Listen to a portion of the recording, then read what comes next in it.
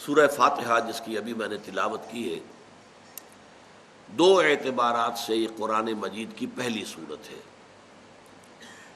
ایک تو ترتیب مصحف میں آپ کو معلوم ہے کہ سورہ فاتحہ پہلی ہے، پھر سورہ بقرہ ہے۔ ایک ترتیب نزولی میں بھی یہ پہلی مکمل سورت ہے جو حضور پر نازل ہوئی۔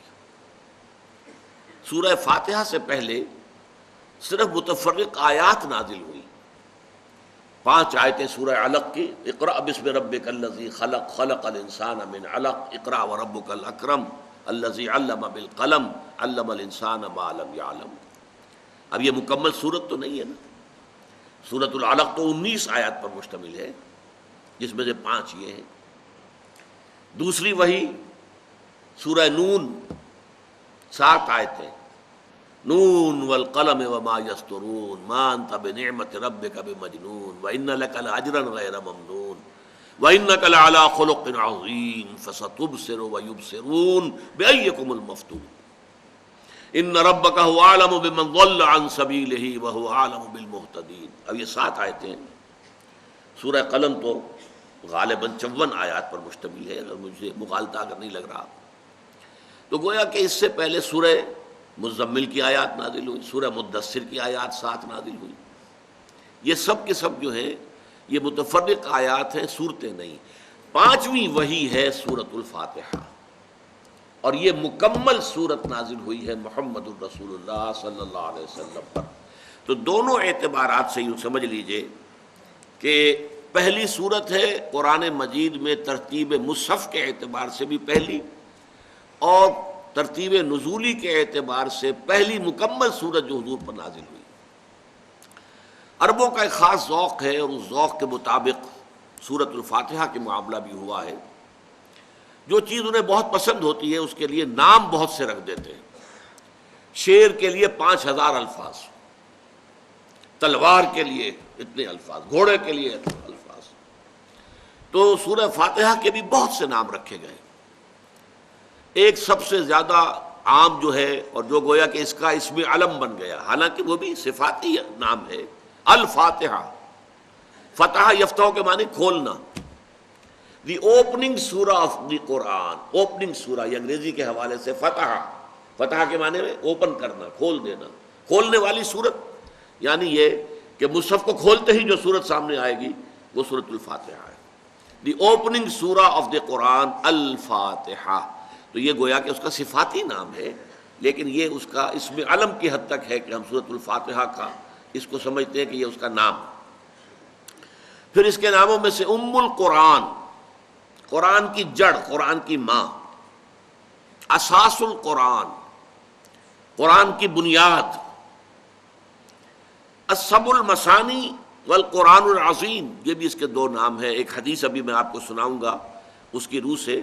اصل میں یہ آیت ہے سورہ حجر کی، جس میں اللہ تعالیٰ نے اپنا احسان گنایا ہے حضور پر۔ وَلَقَدْ آتَيْنَاكَ سَبْعًا مِّنَ الْمَثَانِي وَالْقُرْآنَ الْعَظِيمَ لَا تَمُدَّنَّ عَيْنَيْكَ إِلَىٰ مَا مَتَّعْنَا بِهِ أَزْوَاجًا مِّنْهُمْ۔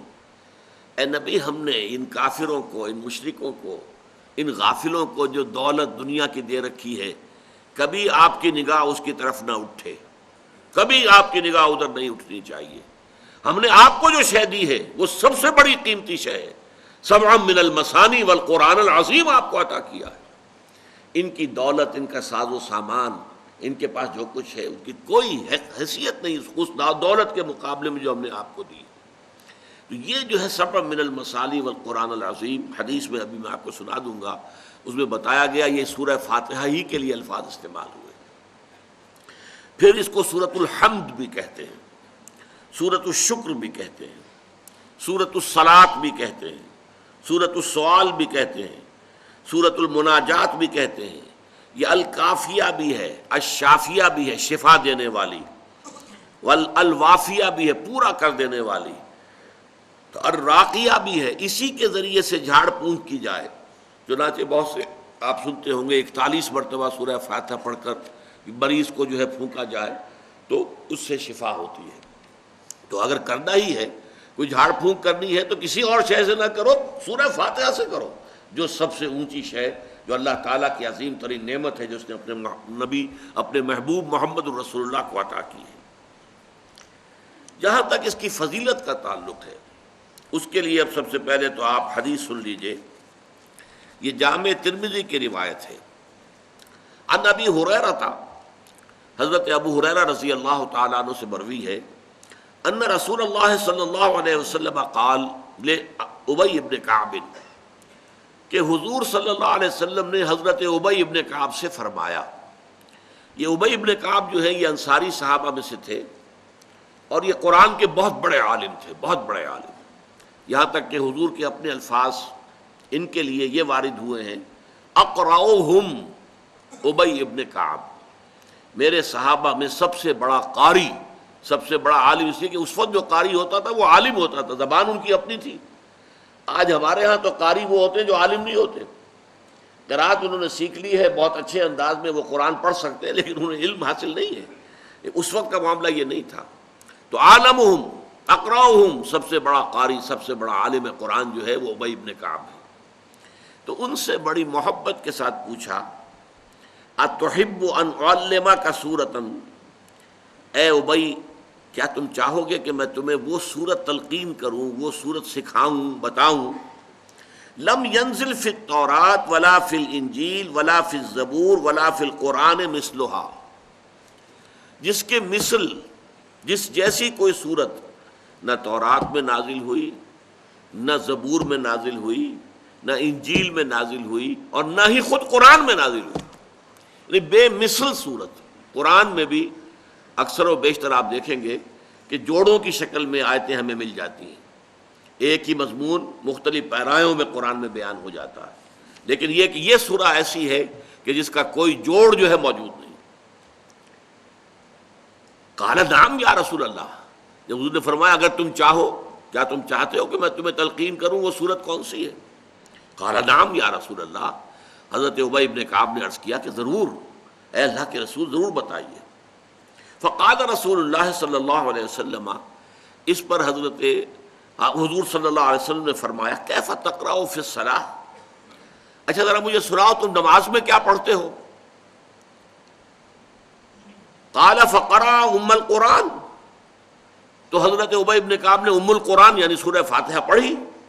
فقال رسول اللہ صلی اللہ علیہ وسلم، اس پر فرمایا اللہ کے رسول صلی اللہ علیہ وسلم نے، والذی نفسی بیدہ، اس ذات کی قسم ہے جس کے ہاتھ میں میری جان ہے، ما انزلت فی التوراۃ ولا فی الانجیل ولا فی الزبور ولا فی القرآن مثلھا، اس سورہ فاتحہ جیسی کوئی صورت نہ قرآن میں نازل ہوئی ہے، نہ زبور میں، نہ انجیل میں، نہ تورات میں۔